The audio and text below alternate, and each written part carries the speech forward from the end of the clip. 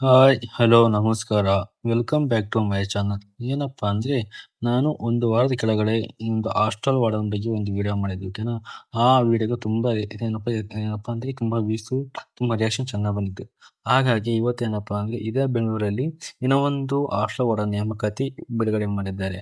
ಹಾಗಾಗಿ ವಿಡಿಯೋದಲ್ಲಿ ಕಂಪ್ಲೀಟ್ ಆಗಿ ಸ್ಟೆಪ್ ಬೈ ಸ್ಟೆಪ್ ನಿಮಗೆ ತಿಳಿಸಿಕೊಡ್ತೇನೆ. ಹಾಗೆ ನನ್ನ ಚಾನಲ್ ಇಂದ ಯಾರು ಸಬ್ಸ್ಕ್ರೈಬ್ ಮಾಡಿಲ್ಲ, ಈ ಕೂಡಲೇ ಸಬ್ಸ್ಕ್ರೈಬ್ ಮಾಡಿ, ಲೈಕ್ ಮಾಡಿ, ಕಮೆಂಟ್ ಮಾಡಿ, ಶೇರ್ ಮಾಡಿ, ಓಕೆ. ಈಗ ಯಾವ ಆಶ್ರಮ ನೇಮಕಾತಿ ಬಗ್ಗೆ ಅಂತ ತಿಳ್ಕೊಳ್ಳೋಣ.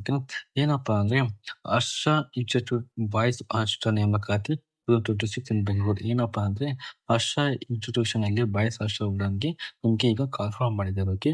ಈಗ ಇದು ಎಲ್ಲಪ್ಪ ಬೆಂಗಳೂರಲ್ಲಿ ನಿಮ್ಗೆ ಲೊಕೇಶನ್ ಇರುತ್ತೆ, ಓಕೆ. ಅದಾದ್ಮೇಲೆ ಏನಪ್ಪಾ ಅಂದ್ರೆ, ಈಗ ಏನಪ್ಪಾ ಅಂದ್ರೆ ಹರ್ಷ ಇನ್ಸ್ಟಿಟ್ಯೂಟ್ ಬಾಯ್ಸ್ ಹಾಸ್ಟೆಲ್ ಏನಪ್ಪಾ ಇದು ಯಾವುದೇ ಲೇಡೀಸ್ ಹಾಸ್ಟೆಲ್ ಆಗಿ ಈ ಬಾಯ್ಸ್ ಹಾಸ್ಟೆಲ್ ನಿಮ್ಗೆ ಏನಪ್ಪಾ ಅಂದ್ರೆ ನೇಮಕಾತಿ ಕರೆದಿರುತ್ತೆ. ಸಂಸ್ಥೆ ಹೆಸರು ಬಂದ್ಬಿಟ್ಟು ಏನಪ್ಪಾ ಅಂದ್ರೆ ಹರ್ಷ ಇನ್ಸ್ಟಿಟ್ಯೂಟ್ ಸಂಸ್ಥೆ ಅಂತ ನಾವು ನೋಡ್ತಾ ಹೋಗ್ಬೋದು. ಅದಾದ್ಮೇಲೆ ಉದ್ಯೋಗ ಸ್ಥಳ ಬಂದ್ಬಿಟ್ಟು ಇಲ್ಲಿ ಬೆಂಗಳೂರಲ್ಲಿ ಒಂದು ಉದ್ಯೋಗ ಸ್ಥಳ ಆಗಿರುತ್ತೆ. ಅದಾದ್ಮೇಲೆ ನಿಮ್ಗೆ ಹುದ್ದೆಗಳ ಹೆಸರು ಬಂದ್ಬಿಟ್ಟು ಏನಪ್ಪಾ ಬಾಯ್ಸ್ ಹಾಸ್ಟೆಲ್ ಏನಪ್ಪಾ ಅಂದ್ರೆ ಇಲ್ಲಿ ಪುರುಷ ಅಭ್ಯರ್ಥಿ ಇಲ್ಲಿ ಅಪ್ಲಿಕೇಶನ್ ಹಾಕ್ಬೇಕು. ಯಾವುದೇ ತರ ಹೆಣ್ಣು ಮಕ್ಕಳು ಇಲ್ಲಿ ಅಪ್ಲಿಕೇಶನ್ ಹಾಕಲು ಸಾಧ್ಯವಿಲ್ಲ. ಯಾಕಪ್ಪ ಅಂದ್ರೆ ಇದು ಬಂದ್ಬಿಟ್ಟು ಬಾಯ್ಸ್ ಹಾಸ್ಟೆಲ್ ಆಗಿರೋದ ಕಾರಣ ನಿಮಗೆ ಏ ಏನಪ್ಪಾ ಅಂದ್ರೆ ಈ ಬಾಯ್ಸ್ ಇಲ್ಲಿ ಅಪ್ಲಿಕೇಶನ್ ಹಾಕ್ಬೇಕು, ಓಕೆ. ಅದಾದ್ಮೇಲೆ ಕೆಲಸದ ಪ್ರಕಾರ ಯಾವ ತರ ಇರೋದಂದ್ರೆ full time residential hostel administration job. ಅಂದ್ರೆ ಈ ಹಾಸ್ಟೆಲ್ ಓಡಂಗಿ ನೀವೇನು ಜಾಬ್ ಜಾಯ್ನ್ ಆದ್ರೆ ನಿಮಗೆ ಫುಲ್ ಟೈಮ್ ನಿಮಗೆ ಜಾಬ್ ಮಾಡಬೇಕಾಗುತ್ತೆ, ಓಕೆ. ಅದಾದ್ಮೇಲೆ ಅಫಿಷಿಯಲ್ ವೆಬ್ಸೈಟ್ ನ ಡಿಸ್ಕ್ರಿಪ್ಷನ್ ಬಾಕ್ಸ್ ಅಲ್ಲಿ ಕೊಟ್ಟಿರ್ತೀನಿ, ಹೋಗಿ ನೀವು ಅಪ್ಲೈ ಮಾಡ್ಬೋದು. ಇನ್ನು ನಿಮ್ಗೆ ಏನು ಅಪ್ಲೈ ಮಾಡಕ್ ಗೊತ್ತಾಗಿಲ್ಲ ಅಂದ್ರೆ ನನಗೆ ಕಾಂಟ್ಯಾಕ್ಟ್ ಮಾಡಿ, ನಾನು ಯಾವ ತರ ನಿಮ್ಮ ಅಪ್ಲಿಕೇಶನ್ ಹಾಕ್ಬೋದು ಅಂತ ನಾನು ಕಂಪ್ಲೀಟ್ ಆಗಿ ತಿಳಿಸಿಕೊಡ್ತೀನಿ. ಅದಾದ್ಮೇಲೆ ಖಾಲಿ ಹುದ್ದೆಗಳು ಇದಾವೆ ಅಂತ ನೋಡ್ತಾ ಹೋದ್ರೆ ಈ ಅಫಿಷಿಯಲ್ ನೋಟಿಫಿಕೇಶನ್ ಅಲ್ಲಿ ಯಾವುದೇ ತರ ಖಾಲಿ ಹುದ್ದೆಗಳಲ್ಲಿ ಮೆನ್ಷನ್ ಮಾಡಿಲ್ಲ, ಓಕೆನಾ. ಹಾಗಾಗಿ ನೀವು ನಿಮ್ಗೆ ಏನಪ್ಪಾ ಜಾಬ್ ಸಿಗ್ಬೋದು. ಹಾಗಾಗಿ ನೀವು ಜಸ್ಟ್ ಅಪ್ಲೈ ಮಾಡಿ, ಯಾವುದೇ ತರ ಅಪ್ಲಿಕೇಶನ್ ಫೀಸ್ ಇರೋದಿಲ್ಲ, ಓಕೆ. ಅದಾದ್ಮೇಲೆ ಅರ್ಜಿ ಪ್ರಾರಂಭ ದಿನಾಂಕ ಯಾವಾಗಪ್ಪ ಅಂದ್ರೆ ಅರ್ಜಿ ಪ್ರಾರಂಭ ದಿನಾಂಕ ಆಗಿದ್ದು ಫೆಬ್ರವರಿಯಿಂದ ಅಪ್ಲಿಕೇಶನ್ ಆಲ್ರೆಡಿ ಸ್ಟಾರ್ಟ್ ಆಗಿದೆ. ಅದಾದ್ಮೇಲೆ ಕೊನೆಗೆ ತನಕ ಬಂದ್ಬಿಟ್ಟು ಏನಪ್ಪ ಸಂಸ್ಥೆಯಲ್ಲಿ ಏನಪ್ಪಾ ಅಂದ್ರೆ ಕೊನೆಯ ದಿನಾಂಕ ಯಾವುದೇ ತರ ಮೆನ್ಷನ್ ಮಾಡಿದೆ. ಜಸ್ಟ್ ಅಪ್ಲಿಕೇಶನ್ ಸ್ಟಾರ್ಟ್ ಯಾವಾಗಪ್ಪ ಅಂದ್ರೆ ಫೆಬ್ರವರಿ ಸ್ಟಾರ್ಟ್ ಆಗಿದ್ದಕ್ಕೆ ಇಂದು ಮಾರ್ಚ್ ಮಂತ್ ಇನ್ನು ಅಪ್ಲಿಕೇಶನ್ ಆನ್ ಗೋಯಲ್ಲಿ ಹೋಗ್ತಾ ಇದೆ. ಹಾಗಾಗಿ ಬೇಗ ಬೇಗ ನೀವು ಅಪ್ಲೈ ಮಾಡಿ ಹಾಕೋಗೆ. ಆಮೇಲೆ ವೇಕೆನ್ಸಿ ಫಿಲ್ ಆಗುವವರೆಗೆ ರಿಕ್ವೈರ್ಮೆಂಟ್ ಮುಂದುವರೆದ. ಏನಪ್ಪಾ ಅಂದ್ರೆ ಇಲ್ಲಿ ಹಾಸ್ಟೆಲ್ ಓಡಂಗೆ ವೇಕೆನ್ಸಿ ಫಿಲ್ ಆಗೋವರೆಗೆ ಏನಪ್ಪಾ ಅಂದ್ರೆ ಇವರು ರಿಕ್ರೂಟ್ಮೆಂಟ್ ಮಾಡ್ತಾ ಇರ್ತಾರೆ ಅಂತ ಇಲ್ಲಿ ನೋಟಿಫಿಕೇಶನ್ ಅಲ್ಲಿ ಮೆನ್ಷನ್ ಮಾಡಿದ್ದಾರೆ, ಓಕೆ. ಹಾಗಾಗಿ ನೀವು ಅಪ್ಲೈ ಮಾಡ್ಬೋದು. ಅದಾದ್ಮೇಲೆ ಯಾವ ತರಪ್ಪ ಅಂದ್ರೆ ನಿಮ್ಗೆ ಇಂಟರ್ವ್ಯೂ ಕಂಡಕ್ಟ್ ಮಾಡ್ತಾರೆ, ಯಾಕಂದ್ರೆ ಏನಪ್ಪಾ ಅಂದ್ರೆ ನಿಮ್ಗೆ ನಿಮ್ದು ಅಪ್ಲಿಕೇಶನ್ ಶಾರ್ಟ್ ಲಿಸ್ಟ್ ಆದ್ಮೇಲೆ ನಿಮ್ಗೆ ಇಂಟರ್ವ್ಯೂ ಕಂಡಕ್ಟ್ ಮಾಡ್ತಾರೆ. ನೀವು ಹೋಗಿ ಇಂಟರ್ವ್ಯೂ ಕೊಡಬೇಕಾಗುತ್ತೆ, ಓಕೆ. ಏನಪ್ಪಾ ನಿಮ್ಗೆ ರೆಸ್ಯೂಮ್ ಕಂಪಲ್ಸರಿ ಇರ್ಲೇಬೇಕು, ಓಕೆನಾ. ರೆಸ್ಯೂಮ್ ಇಲ್ಲ ಅಂದ್ರೆ ನೀವು ಅಪ್ಲಿಕೇಶನ್ ಆಗಕ್ಕೆ ಕೂಡ ಬರೋದಿಲ್ಲ, ಓಕೆ. ನಿಮ್ಗೆ ರೆಸ್ಯೂಮ್ ಕ್ರಿಯೇಟ್ ಮಾಡಕ್ ಬರಲ್ಲ ಅಂದ್ರೆ ನನ್ನ ಕಾಂಟ್ಯಾಕ್ಟ್ ಮಾಡಿ, ಯಾವ ತರ ನಾನು ರೆಸ್ಯೂಮ್ ಕ್ರಿಯೇಟ್ ಮಾಡೋದಂತ ನಿಮಗೆ ಕಂಪ್ಲೀಟ್ ಆಗಿ ಸ್ಟೆಪ್ ಬೈ ಸ್ಟೆಪ್ ತಿಳಿಸಿಕೊಡ್ತೀನಿ, ಓಕೆ. ಅದಾದ್ಮೇಲೆ ಆವಾಗ ನಾನು ಹೇಳೋದಾಗಿ ಉದ್ಯೋಗ ಸ್ಥಳ ಬಂದ್ಬಿಟ್ಟು ಇಲ್ಲಪ್ಪ ಅಂದ್ರೆ ಬೆಂಗಳೂರಲ್ಲಿ ಇರುತ್ತೆ. ನಮ್ದು ಉದ್ಯೋಗ ಸ್ಥಳ ಬಂದ್ಬಿಟ್ಟು ಬೆಂಗಳೂರಲ್ಲಿ. ಆಮೇಲೆ ಏನು ಕಾಲೇಜ್ ಹಾಸ್ಟೆಲ್ ಕ್ಯಾಂಪಸ್ ಒಳಗಡೆ ನಿಮ್ಗೆ ಏನಪ್ಪಾ ಅಂದ್ರೆ ಯಾವುದೇ ತರ ಕಾಲೇಜ್ ಹೊರಗಡೆ ಇರೋದಿಲ್ಲ. ನಿಮ್ದು ಕಾಲೇಜ್ ಒಳಗಿನ ಕ್ಯಾಂಪಸ್ ಒಳಗಿನ ಕೆಲಸ ಆಗಿರುತ್ತೆ, ಓಕೆ. ಅದಾದ್ಮೇಲೆ ನೆಕ್ಸ್ಟ್ ಬಂದ್ಬಿಟ್ಟು ವೇತನ ಎಷ್ಟು ಕೊಡ್ತಾರಪ್ಪ ಅನ್ನೋದಾದ್ರೆ ವೇತನ ಬಂದ್ಬಿಟ್ಟು 25,000ದಿಂದ 35,000 ಪರ್ ಮಂತ್ ಸ್ಯಾಲರಿ ಕೊಡ್ತಾರೆ ಅಂತ ಅಲ್ಲಿ ತಿಳಿಸಿ ಕೊಟ್ಟಿದ್ದಾರೆ, ಓಕೆ. ಅದಾದ್ಮೇಲೆ DA HR ಇನ್ಕ್ಲೂಡ್ ಆಗಿ ಜಾಸ್ತಿ ಆದ್ರೂ ಆಗ್ಬೋದು, ಓಕೆ.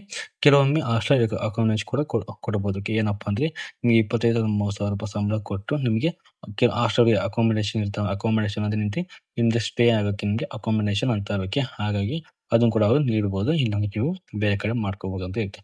ಆಲ್ಮೋಸ್ಟ್ ಹಾಸ್ಟೆಲ್ ಅಂದ್ಮೇಲೆ ಅಕಾಮಿಡೇಷನ್ ಅವರೇ ಕೊಟ್ಟೇ ಕೊಡ್ತಾರೆ, ಓಕೆ. ಅದಾದ್ಮೇಲೆ ನಿಮ್ಗೆ ಎಜುಕೇಶನ್ ಕ್ವಾಲಿಫಿಕೇಶನ್ ಏನಾಗಿರ್ಬೇಕು ಜಾಬ್ಗೆ ಅಂದ್ರೆ ಮೊದಲನೇದಾಗಿ ಯಾವುದೇ ಒಂದು ಡಿಗ್ರಿ ಆಗಿರಬೇಕು, ಓಕೆ. ನಾನು ಯಾವುದೇ ಒಂದು ಡಿಗ್ರಿಗಾದ್ರೂ ಈ ಜಾಬ್ಗೆ ಅಪ್ಲೈ ಮಾಡ್ಬೇಕು. ಇಂಥ ಡಿಗ್ರಿ ಅಂತ compulsory BA BSc any degree ಆದ್ರೆ ಈ ಜಾಬ್ಗೆ ಅಪ್ಲೈ ಮಾಡ್ಬೋದು. ಅದಾದ್ಮೇಲೆ education administrative social work background ಇದ್ದರೆ ಉತ್ತಮ. ಅಂದ್ರೆ ನಿಮ್ಗೆ ಎಜುಕೇಶನ್ ಅಲ್ಲಿ ಅಡ್ಮಿನಿಸ್ಟ್ರೇಷನ್ ಸೋಷಿಯಲ್ ವರ್ಕ್ ಬ್ಯಾಕ್ಗ್ರೌಂಡ್ ಇದ್ರೆ ಸ್ವಲ್ಪ ಬೆಟರ್ ಅಂತ ಹೇಳ್ಬೋದು, ಓಕೆ. ಅದಾದ್ಮೇಲೆ ಇನ್ನೂ ಒಂದೇನಪ್ಪ ಹಾಸ್ಟೆಲ್ ರೆಕಾರ್ಡ್ ಮೇಂಟೈನ್ ಮಾಡಲು ಬೇಸಿಕ್ ಕಂಪ್ಯೂಟರ್ ನಾಲೆಜ್ ಇದ್ದರೆ ಉತ್ತಮ. ಏನಪ್ಪಾ ಅಂದ್ರೆ ಈಗ ನೀವು ಹಾಸ್ಟೆಲ್ ವಾರ್ಡನ್ ಆದ್ಮೇಲೆ ಕಂಪ್ಯೂಟರ್ ಒಳಗೆ ಕೆಲಸ ಇರುತ್ತೆ. ಯಾಕಪ್ಪ ಅಂದ್ರೆ ಹುಡುಗರಿಗೆಲ್ಲ ಡೀಟೇಲ್ಸ್ ಎಂಟ್ರಿ ಮಾಡೋದು ಏನಪ್ಪಾ ಅಂದ್ರೆ ಎಲ್ಲ ಕೆಲಸ ಇರುತ್ತಲ್ಲ. ಹಾಗಾಗಿ ನಿಮ್ದು ಸ್ವಲ್ಪ ಏನಾದ್ರೂ ಕಂಪ್ಯೂಟರ್ ನಾಲೆಜ್ ಇದ್ದರೆ ಬೆಟರ್ ಅಂತ ನಾವು ನೋಡ್ತಾ ಹೋಗ್ಬೋದು, ಓಕೆ. ಹಾಗಾಗಿ ಸ್ವಲ್ಪ ನಿಮ್ಗೆ ಏನಪ್ಪಾ ಅಂದ್ರೆ ಯೂಟ್ಯೂಬ್ ಅಲ್ಲಿ ಸಿಗುತ್ತೆ, ಬೇಸಿಕ್ ಏನಪ್ಪಾ ಅಂದ್ರೆ ಕಂಪ್ಯೂಟರ್ ನಿಮಗೆ ಕಂಪ್ಲೀಟ್ ಆಗಿ ಯೂಟ್ಯೂಬ್ ಅಲ್ಲಿ ಸಿಗುತ್ತೆ, ಓಕೆ. ಅಲ್ಲಿ ಹೋಗಿ ಒನ್ ಟೈಮ್ ಚೆಕ್ಔಟ್ ಮಾಡ್ಕೊಳ್ಳಿ. ಹಾಗಾಗಿ ನೀವು ಸ್ವಲ್ಪ ಅಪ್ಲಿಕೇಶನ್ ಹಾಕ್ತಾ ಇರಿ, ಓಕೆ. ಅದಾದ್ಮೇಲೆ ವಯೋಮಿತಿ ಎಷ್ಟಿರಕಪ್ಪ ಈ ಜಾಬ್ ಮಾಡೋದಾದ್ರೆ ಗರಿಷ್ಠ ವಯಸ್ಸು ಏನಪ್ಪಾ 25 ವರ್ಷದಿಂದ 5 ವರ್ಷ ಅಂತ ಹೇಳಿದ್ದಾರೆ, ಓಕೆ. ಯಾರು 21, 22, 23, 24 ವಯಸ್ಸಿನವರು ಈ ಜಾಬ್ಗೆ ಅಪ್ಲೈ ಮಾಡೋಕ್ಕಾಗುತ್ತದೆ. ಓಕೆ, ಏನಪ್ಪ ಅಂದರೆ ಈ ವಯಸ್ಸಿನ ಹುಡುಗರಿಗೆ ಯಾಕೆ ಅಪ್ಲೈ ಮಾಡೋಕ್ಕಾಗಲ್ಲಪ್ಪ ಅಂದರೆ ಅವರು ಕರೆಕ್ಟಾಗಿ ಮೆನ್ಷನ್ ಮಾಡಿದ್ದಾರೆ 25 ವರ್ಷ ಮೇಲ್ಪಟ್ಟವ್ರಿಗೆ ಮಾತ್ರ ಈ ಜಾಬ್ನ ಅಪ್ಲೈ ಮಾಡೋಕ್ಕಾಗುತ್ತೆ ಅಂತ ಅವ್ರಿಗೆ ತಿಳಿಸಿ ಕೊಟ್ಟಿದ್ದಾರೆ. ಓಕೆ, ನಿಮಗೆ ಏನಪ್ಪ ಅಂದರೆ 21, 22, 23 ಅಂದರೆ ಕೆಲವೊಂದು ಬೆಂಗಳೂರಲ್ಲಿ ಹಾಸ್ಟೆಲ್ ವಾರ್ಡನ್ ವೇಕೆನ್ಸಿ ಉದ್ಯೋಗ ಖಾಲಿಯಿವೆ. ನಾನು ನೆಕ್ಸ್ಟ್ ವಿಡಿಯೋದಲ್ಲಿ ನಿಮಗೆ ತಿಳಿಸಿಕೊಡ್ತೇನೆ. ಓಕೆ, ಸ್ವಲ್ಪ ನನ್ನ ಚಾನಲ್ನ ಸಬ್ಸ್ಕ್ರೈಬ್ ಮಾಡ್ಕೊಳ್ಳಿ. ನಿಮಗೆ ಯಾವುದೇ ನೋಟಿಫಿಕೇಶನ್ ಬಂದು ಗೊತ್ತಾಗಿರೋದು. ನೆಕ್ಸ್ಟ್ ವಿಡಿಯೋದಲ್ಲಿ ನಿಮಗೆ 21, 22, 23 ವಯಸ್ಸು ಏನಪ್ಪ ಅಂದರೆ ಸ್ಟೂಡೆಂಟ್ಗೆ ನಿಮಗೆ ಅದು ಕೂಡ ತೊಗೊಂಡು ಬರ್ತಾ ಹೋಗ್ತೀನಿ. ಓಕೆ, ಈಗ ನೆಕ್ಸ್ಟ್ ಏನಪ್ಪ ಅಂದರೆ ಎಕ್ಸ್ಪೀರಿಯನ್ಸ್ ಅನುಭವ ಏನಪ್ಪ ಅಂದರೆ ಹಾಸ್ಟೆಲ್ ಮೇಂಟೈನ್ ಎಕ್ಸ್ಪೀರಿಯನ್ಸ್ ಇದ್ದರೆ ಉತ್ತಮ. ನಿಮಗೇನು ಹಾಸ್ಟೆಲ್ ಮೇಂಟೈನ್ ಮಾಡಿ ಎಕ್ಸ್ಪೀರಿಯನ್ಸ್ ಇದ್ದರೆ ಬೆಟರ್ ಅನಿಸ್ಬೋದು. ಇಲ್ಲಾಂದ್ರೆ ಓಕೆ, ನಿಮಗೇನು ಇಂಟರ್ವ್ಯೂ ಚೆನ್ನಾಗಿ ಕೊಟ್ಟರೆ ಸೆಲೆಕ್ಷನ್ ಮಾಡ್ತೀರಿ. ಅದು ಸ್ಟೂಡೆಂಟ್ ಪ್ರಯೋಜನ ಎಕ್ಸ್ಪೀರಿಯನ್ಸ್ ಇದ್ದರೆ ಉತ್ತಮ. ಆಮೇಲೆ ಪ್ರಯೋಜನ ಅಂದರೆ ನಿಮ್ಮ ಸರ್ಟಿಫಿಕೇಟ್ ಸ್ವಲ್ಪ ಇದ್ದರೆ ಉತ್ತಮ. ಆಮೇಲೆ ಕೆಲಸ ಜವಾಬ್ದಾರಿ ಇದ್ದರೆ ನಿಮಗೆ ಉತ್ತಮ ಇರುತ್ತೆ.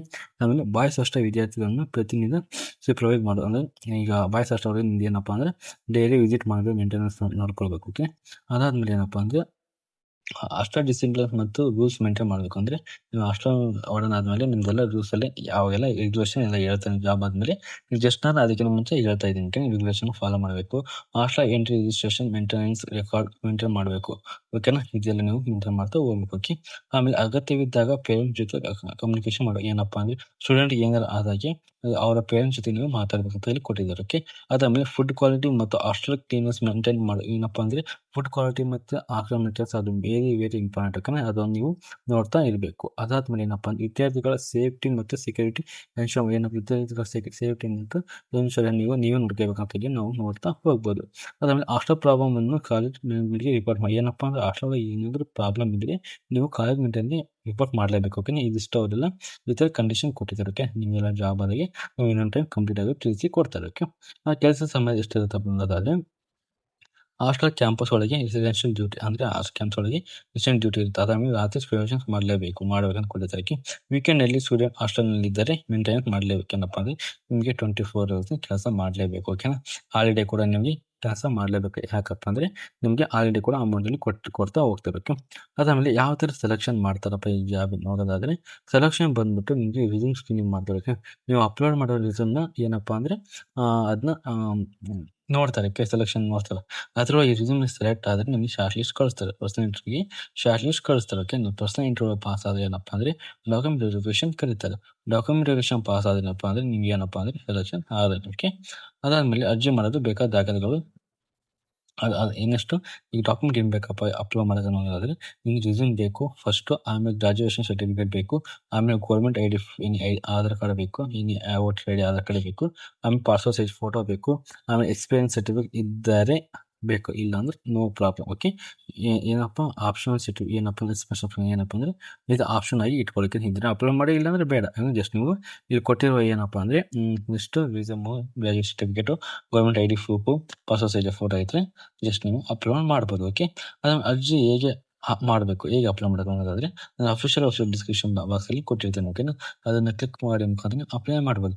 ನಿಮಗೆ ಏನು ಅಪ್ಲೈ ಮಾಡೋಕ್ಕಾಗಲ್ಲ ನಾನು ಕಾಂಟ್ಯಾಕ್ಟ್ ಮಾಡಿ ಯಾವ ಥರ ಅಪ್ಲೈ ಮಾಡೋಕ್ಕಂತ ನಿಮಗೆ ಈ ವಿಡಿಯೋದಲ್ಲಿ ಕೊಡ್ತೇನೆ. ಓಕೆನಾ, ಅದಾದಮೇಲೆ ಕೆರಿಯರ್ ಸೆಕ್ಷನ್ ಹೋಗಬೇಕು, ಅಲ್ಲಿ ಕಾಂಟ್ಯಾಕ್ಟ್ ಸೆಕ್ಷನ್ ಕ್ಲಿಕ್ ಮಾಡಬೇಕು. ಓಕೆನಾ, ಅದಾದಮೇಲೆ ಥರ್ಡ್ ಒನ್ ಏನಪ್ಪ ಅಂದರೆ ಅಲ್ಲಿ ರಿಸ್ಯೂಮ್ ಅಡ್ಮಿನಿಸ್ಟ್ರೇಷನ್ ಆಫೀಸ್ ಸೆಂಡ್ ಮಾಡಿ ಅಥವಾ ಜಾಬ್ ಕೊಡೋ ಮೂಲಕ ಅಪ್ಲೈ ಮಾಡಬೇಕು. ಓಕೆನಾ, ಇದು ನಿಮ್ಗೆ ಗೊತ್ತಿಲ್ಲ ಅಂದರೆ ನಾವು ನೆಕ್ಸ್ಟ್ ವಿಡಿಯೋದಲ್ಲಿ ಮಾಡ್ಕೊಡ್ತೀನಿ, ಇಲ್ಲಾಂದರೆ ಕಾಂಟ್ಯಾಕ್ಟ್ ಮಾಡಿ ನಿಮ್ಮದು ಅಪ್ಲೈ ಮಾಡ್ಕೊಡ್ತೀನಿ. ಓಕೆನಾ, ಹಾಗೆ ಇವೆಲ್ಲ ಇಂಡೀಡ್ ಜಾಬ್ ಲಿಂಕ್ ಕೊಟ್ಟಿರ್ತೀನಿ. ಆಮೇಲೆ ಗ್ಲಾಸ್ ಡೋರ್ ಏನಪ್ಪ ಅಂದರೆ ಜಾಬ್ ಅಪ್ಲಿಕೇಶನ್ ಲಿಂಕ್ ಎಲ್ಲ ಕೊಟ್ಟಿರ್ತೀನಿ. ಓಕೆ, ಇದನ್ನ ಅಲ್ಲಿ ಮುಖಾಂತರ ನೀವು ಅಪ್ಲೈ ಮಾಡೋದು. ಓಕೆ, ಅದಾದಮೇಲೆ ನೆಕ್ಸ್ಟ್ ಬೆಂಗಳೂರಲ್ಲಿ ಹಾಸ್ಟೆಲ್ ಮಾಡುವ ಇನ್ನಷ್ಟು ಏನಪ್ಪ ಕಾಲೇಜುಗಳು ಏನಪ್ಪ ನೆಕ್ಸ್ಟ್ ತುಂಬ ಕಾಲೇಜುಗಳು ಇದಾವೆ. ಓಕೆನಾ, ಅದನ್ನು ನೆಕ್ಸ್ಟ್ ವಿಡಿಯೋದಲ್ಲಿ ನಿಮಗೆ ಬೇಕಂದರೆ ಕಮೆಂಟ್ ಮಾಡಿ ನಾನು ತಂದು ಕೊಡ್ತೀನಿ. ಈ ವಿಡಿಯೋಗೆ ಜಾಸ್ತಿ ರೆಸ್ಪಾನ್ಸ್ ಬರಲಿಕ್ಕೆ ನಾನು ನೆಕ್ಸ್ಟ್ ವಿಡಿಯೋದಲ್ಲಿ ಯಾವ ಥರ ಸರ್ಚ್ ಮಾಡೋದು ತಗೋಕ್ಕೆ ಹೋಗಲ್ಲ. ಯಾಕಪ್ಪ ಅಂದರೆ ಚೆನ್ನಾಗಿ ರೆಸ್ಪಾನ್ಸ್ ಬಂದರೆ ಮಾಡೋಕ್ಕಂತ ಇಷ್ಟ ಆಗುತ್ತೆ. ಓಕೆ, ರೆಸ್ಪಾನ್ಸ್ ಮಾಡಿಕೊಂಡ್ರೆ ಮಾಡೋಕ್ಕೆ ನಿಮಗೇನು ನೆಕ್ಸ್ಟ್ ವಿಡಿಯೋದಲ್ಲಿ 21 ಏಜ್ ಇದ್ದರು, 22 ಏಜ್ 23 ಏಜ್ ಇದ್ದವರಿಗೆ ಏನಾದ್ರು ಹಾಸ್ಟೆಲ್ ವಾರ್ಡನ್ ವೇಕೆನ್ಸಿ ಅದ್ರ ಬಗ್ಗೆ ಬೇಕಪ್ಪ ಅಂದರೆ ನಾನು ಕಮೆಂಟ್ ಮಾಡಿ ನೆಕ್ಸ್ಟ್ ವಿಡಿಯೋದಲ್ಲಿ ಅದರ ವಿಡಿಯೋನ ಮಾಡ್ತಾ ಹೋಗ್ತೇನೆ. ಓಕೆ,